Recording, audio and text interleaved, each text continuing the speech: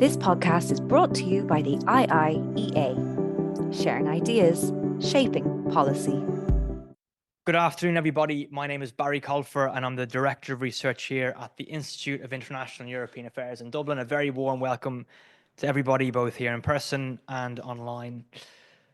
As the conversation on the future of industrial policy in the European Union continues, questions on the future of European competitiveness, the green transition, and trade policy have only grown in importance. Indeed, competitiveness today feels like strategic autonomy of 2 years ago, and that most conversations pertaining to the future of the EU makes reference to competitiveness and the EU's capacity to be competitive. In keeping with that, I'm really pleased to welcome you to this discussion on the French vision for the European business agenda. We're delighted to be joined by Madame Garance Pineau, who is the Director General of the Mouvement des Entreprises de France, MEDEF, the largest business organization in France.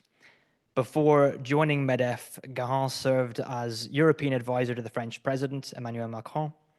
She was previously Chief of Staff to the European Affairs Minister and managed the 2019 European elections to the President's political party, La République En Marche, as it was then.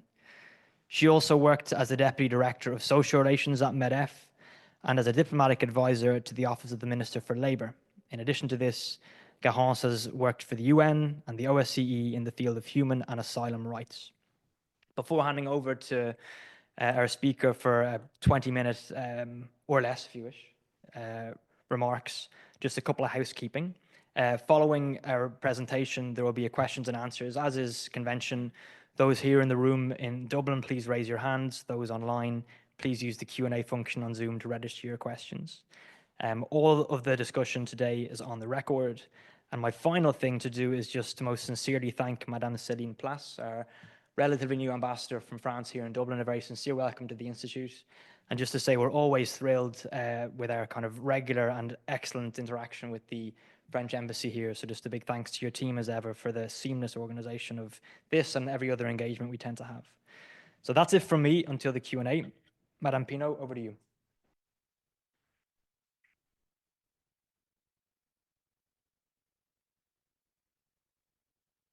Thank you, Barry. It works, yeah. Thank you very much for the invitation. I also want to thank the ambassador and the embassy for the opportunity. I'm very pleased to have this conversation with you and to have the opportunity to present some thoughts about the future of the EU for a French business organization. So you've presented my CV, so I'm not going to repeat that. Maybe just to tell you that MEDEF is, as you said, the main French business organization. We represent 200,000 companies in France, in all sectors, from industry to services, from all sizes, to the biggest companies as well as SMEs, and throughout the territory of France, because we have 120 local representations in France. So that makes us very well, I think, connected to the reality of the fields in terms of economic situation. We also, of course, have a branch or a office in Brussels, and we are in a process of strengthening, actually, our resources in Brussels, because we think that, we see that most regulation impacting companies today in the EU is just built in Brussels and Strasbourg. So we need to be, of course, there. We need to be much more vocal. So that's for the defensive side. But we also need to be very present on the offensive side and make proposals and suggestions and work very closely with the EU institution for what interests business, of course, competition, competitiveness, energy prices, simplification, and all these issues. So you suggest to have a conversation or about the EU and how we see things at our level. I think that there are at least two reasons why business representatives at least us, because we're not the only ones, of course, in France and either in the EU. I just forgot to mention that we are the first contributor to Business Europe, which is the organization that gathers around 40 business federations in the EU. So we are very much present there and influential, hopefully.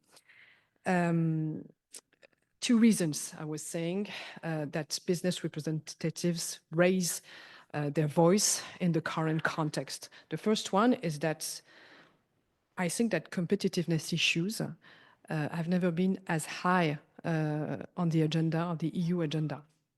And of course, this is very thanks to the Draghi report, or the reports by Mr. Draghi, by Mr. Letta. But this is also the result of direct influence work also made so by the civil society at large, and including business federations and business organizations of different natures. Basically, things that are now stated in the Draghi reports, business representatives have been saying this for months or for years. So we are very, we think that it's very good that there's a global awareness at the EU level that competitiveness should be our focus for the coming years. But now, of course, this is just a report, or this is contributions. Now we need action, we need concrete action, and we are ready to work with the EU institutions because we think that we don't really have time and we need to address these very concrete issues within the 2 or 3 years, at least at the beginning of the new mandate of this new commission. The second reason is that I think there's a question, at least we are wondering if there is a shift in the EU on the leadership who is in a capacity to drive urgent reforms and these action plans.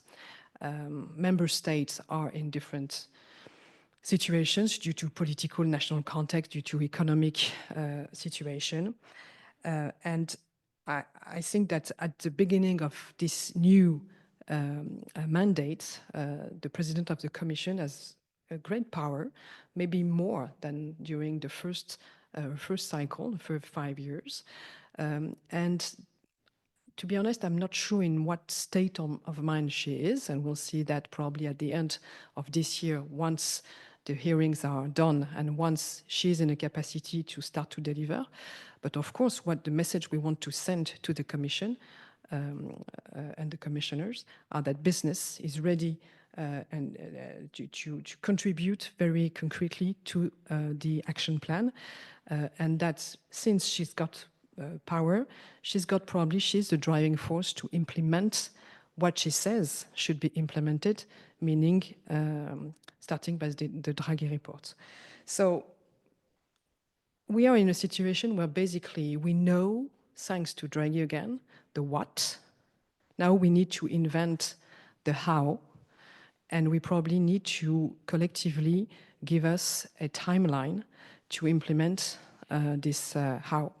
I just would like to take an example with the field of innovation, because I think that's part of, that's one good example of the fields in which Europeans, and maybe France in particular, are quite good. So we are skilled, we are good in research, we have some good and interesting companies. This is the case, for example, in AI, and this is the case throughout Europe. But we should not miss, again, the opportunity to weigh in the global game. And if we do not, I think, act with being very resolute now, I think that the risk for us to not be again in the global game. And this is linked to the cost of risk in the EU. In innovation, or in disruptive innovation in particular, there are more failures than successes, of course. But if out of the 10 projects that you've launched, you've got 1 success, this can be enough, of course, if the gains out of this project compensates or covers the losses of all the others. The problem at the EU level, so far, what we see, is that the costs are higher than the potential gains because mainly of a very complex and numerous regulation. So how? So we know the what. How can we change that? Of course, this is a very complex topic, and again, I think it is very illustrative of the EU challenges we are facing. But 3 examples. In terms of financing, we see the gap. I mean, again, all this is very well documented in the Draghi report and other contributions, but we see the gap in investment in particular, and the risk is that EU saving and EU money goes more and more to be invested in the US economy. I think that's in LETA reports, the figure is 300 billion a year of EU savings going to be invested in the US economy. And this is going to be worse if, again, we do not act now. So part of the answer there, I know it's not simple, is probably in the implementation and the quick implementation of the Capital Market Union. I think now we more say saving and investment union or something. That is the later expression. So probably it's not simple. Of course, we've been dealing with that or trying to deal with that for the last 10 or 12 last years. So I'm not saying we should just take the package and adopt it. This is not possible. But starting with some part of it, for example, the prudential rules and standards or securitization would help and kick off this conversation at the EU level on the financing of innovation. The second point is about governance. Probably the right model there is the US DARPA, which means that we should be at the EU level much more selective in the projects we want to invest in and not try to have an exhaustive industrial policy. We see that, first of all, so far we don't have enough money and it doesn't give enough concrete results in terms of innovation. So the DARPA is a model that we at our level look with a lot of attention. The third point is in terms of regulation. I was mentioning it. I think we need, and this is, of course, much wider than in the innovation field, we need a drastic simplification, and probably that should be the priority of the second mandate of Mrs. von der Leyen. She said, I think she announced that she would give an objective by each commissioner to cut regulation in each of their fields. Just one figure: between 2019 and 2024, there has been 750 new pieces of legislation in the US. And versus in the EU, the number is 2,600. So we see again, and the question is not to say that regulation is bad as itself. Of course, we need to have an assessment on the quality and the opportunity of regulation. But basically, you can see that we over-regulate in the EU. Probably we under-invest, while in the US, they may be under-regulate, but they over-invest. And the reality and the results are there. There is massive investment in disruptive, innovative technology companies in the US, while there's a real risk to lag behind in the EU. So again, I think that thanks to many recent contributions led by Mr. Draghi, we know exactly what to do.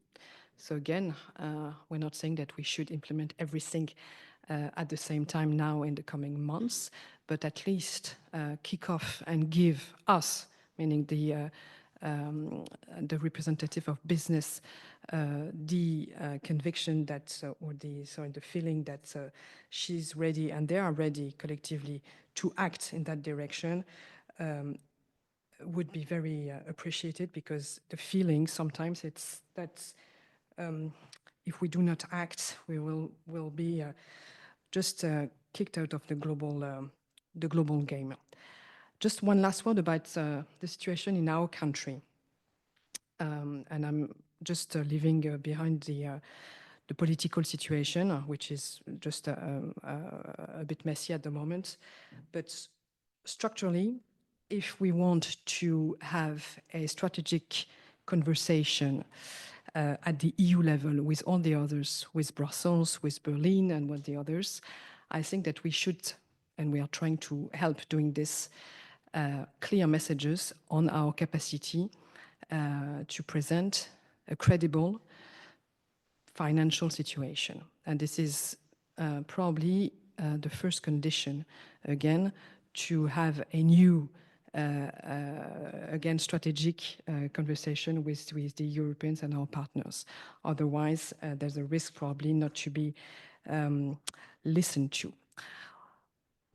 Saying that, I think we should remain very positive and optimistic, because the EU, as we know, has many assets, and we have a very strong single market. And again, I think what is very important is the ideas and contributions. Again, what is very good is that we know exactly the what. So now we need to determine a pace of action and a very clear action plan. There's a voice for business to do that, and we are very ready to contribute. I thank you for your attention. This podcast is brought to you by the IIEA, sharing ideas, shaping policy.